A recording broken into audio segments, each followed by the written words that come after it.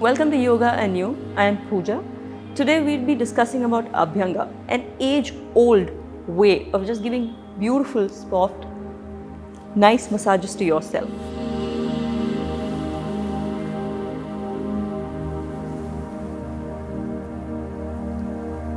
Ayurveda is a 5,000-year-old science.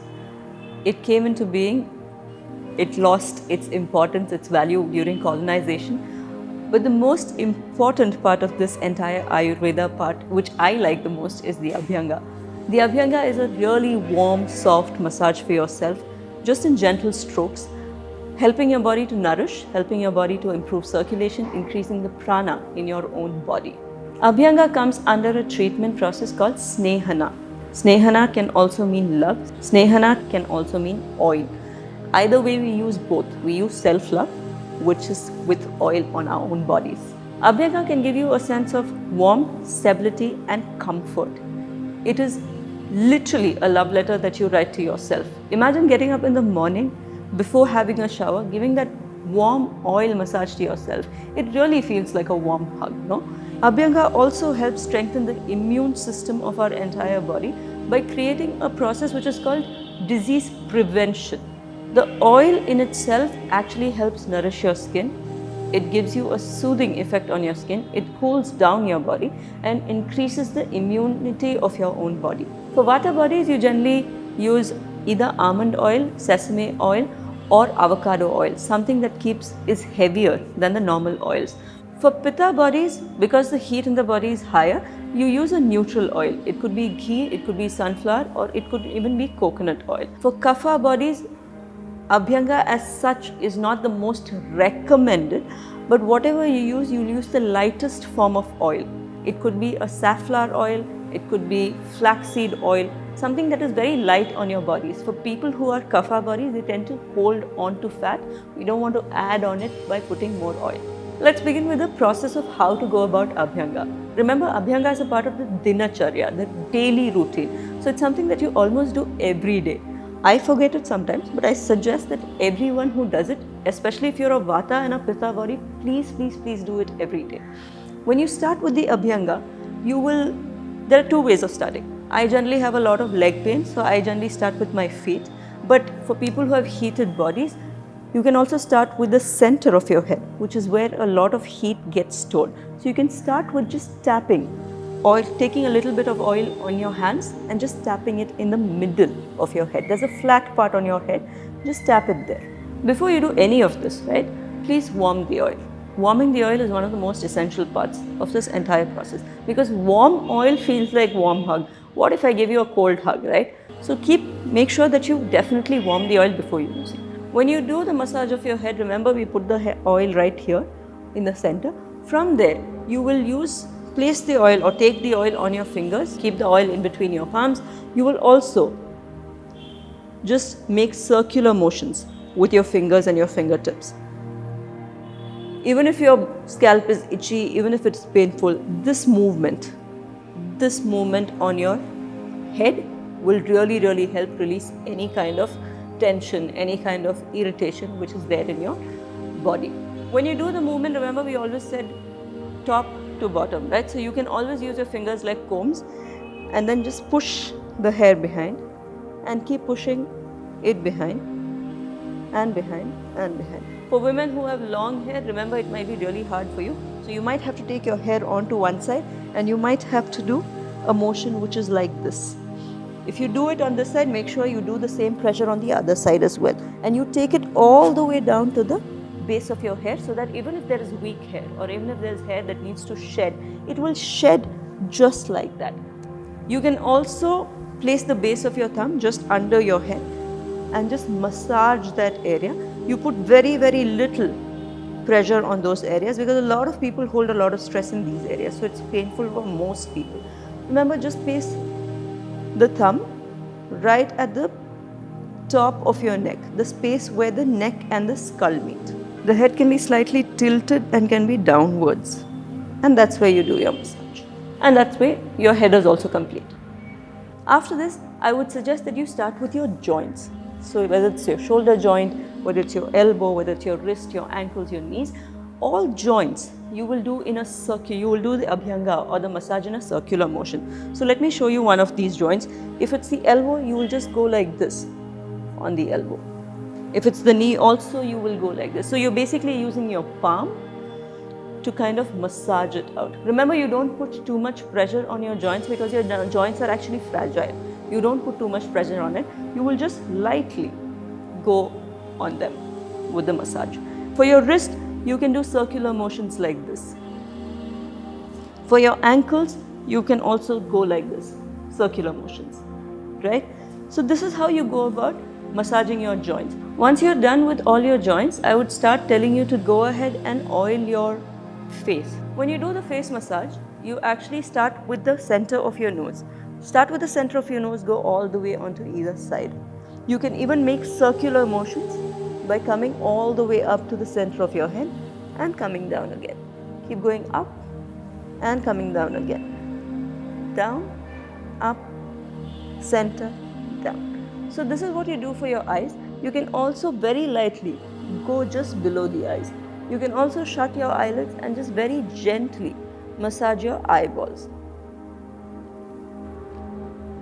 Apart from this, we also mentioned you do circular motions for your face.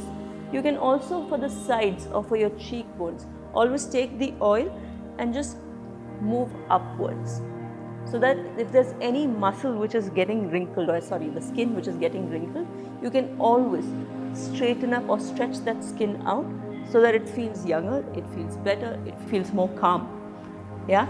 For your head, again, for your forehead, you can always go from the center all the way to the side, center to the side, center to the side. Your face can be oiled in whichever way you like, but I generally recommend circular motions. So it can be circular motions around your forehead, it can be circular motions on your cheek. Your ears can be very gently massaged up and down. You can place oil even on the insides of your ears. Make sure it doesn't go right inside, but just on the outside part. You can also massage and give yourself a massage behind the ears. So from behind the ears, you will come down to your neck. As you massage, you will bring your fingers down and you will move towards your shoulders. So you can do this stroke all the way from your ears down to your neck to the shoulders a couple of times, whatever is the pleasure that you need at that point in that time. From here, you can also use the oil to make an upward stroke on your neck. For the back of your neck to be massaged, all you need to do is place 4 fingers. Start from the base of your skull, the bones here, and just slowly drop. Just take long strokes here, all the way, from the base of the skull to the base of your neck.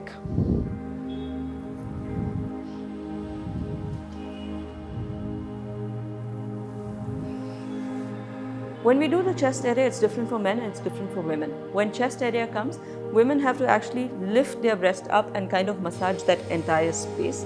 For men, you can always do like a downward stroke for your entire chest.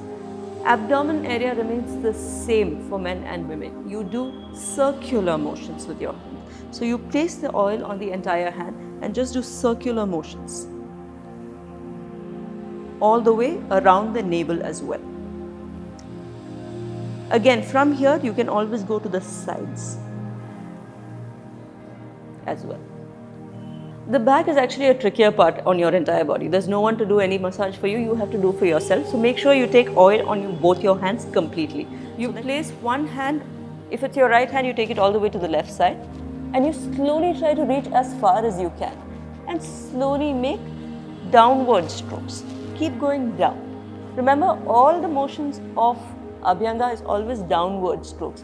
We are taking the energy away from us into the earth. Same thing on the opposite side. Once you're done with this, again take more oil and place it on your back and slowly move downwards from top to bottom, top to bottom. Remember, when you do this, try and do your sides as well. Alright, from here you go on to massaging your hands. When you massage your hands, remember, limbs is always long massages. You start from the beginning of the limb all the way down to your fingertips. This is the same thing that you do all the way on both hands. You will do it on both hands from the top till the bottom. Remember what I told you. The movement of the energy is towards gravity, and you push everything that doesn't serve you in the here and now towards gravity. Even for the legs, you will do movements which are long. So you'll start from the beginning of the leg, go all the way down. Again, beginning all the way down. Remember, when you come towards your joint, even if the pressure is high here, it's fine. It needs to reduce when it comes to the joint, and then you move downwards. You will do the same thing on both your legs. Once your legs are done, you will start with the feet. The feet again from the ankles. You will move downwards towards your toes. You will move downwards all the way till your toes, Keep going. If there's any point, which for most of us is in between this big toe and this middle toe, if there's this point, for most of us it hurts. Try to see if you can take a couple of seconds to just massage that area to release any tightness that might be there. For some people, when there's tightness, it is generally associated with a headache or sometimes with a stomach ache, because it could be associated with a digestive issue. So just be aware of it and just massage it lightly.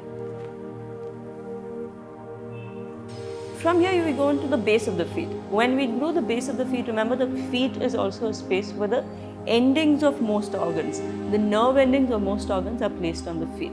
So I would say you massage this area with this part of your hand, the part after the elbow, right?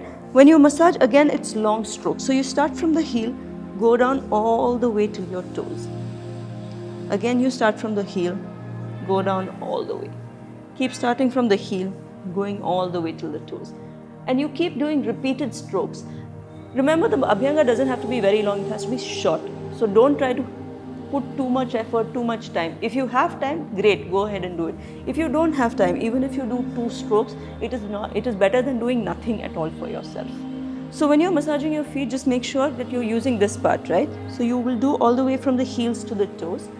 For people who are flexible, I would say sit on the floor and do it. It's far more convenient.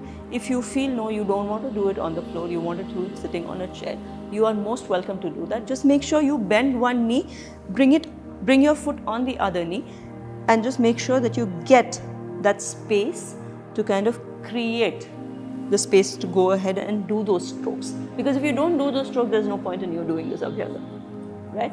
You can also just do massages with your fingertips by just activating those points. So the nerve endings on those points get activated. Once you're done with your legs and your hands, one of the most other important places is your palms. The palms, especially this part under the thumb, is pretty painful and sensitive for a lot of people. So when you place the oil, your hand would already have a lot of oil on it now. So all you need to do is use your elbow again to just massage this part.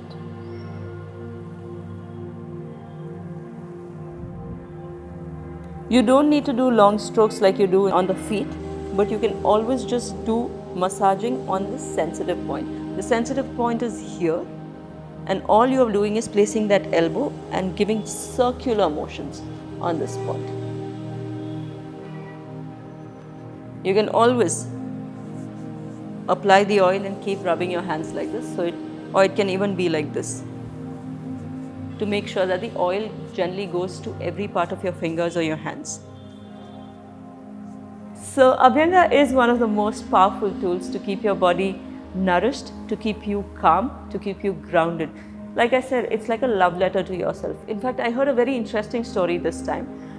When I had gone to Kerala, my cousin was telling me that there was a person in the jail who was given oil every day. So Abhyanga is practiced very, very interestingly in jails, in prison cells. And he used to put oil on himself every day, like the Abhyanga that we just learned, right? And they use a towel which is called tort, which is not like our Turkish towels, very soft or anything. It's pretty rough. And he used to wipe his hands with that. When he came out of the jail, people did not recognize him because his complexion changed, his color changed. That is the power of Abhyanga. If a person who's in the jail for so many years cannot be recognized if he steps out, imagine what you can be by just sitting at home and just massaging yourself every day. So do practice this, do try this, at least try it for 1 month continuously to see the benefits, to see the results of Abhyanga. The benefits of Abhyanga will include delaying the aging, which is what most of the people run behind. All these companies that we have, FMCG companies that we have, run behind reducing the age. No, we can do this with simple techniques at home. It improves your eyesight, it improves the longevity of your body, it improves your sleep cycle, it promotes lymphatic drainage, it reduces your Vata dosha. Vata dosha is one of the most critical doshas, because if you have an excess of that, that's where 90% of the diseases lie. So it helps releasing that or reducing that Vata dosha. Please, please, please try this at home and let us know how it works for you. Thank you.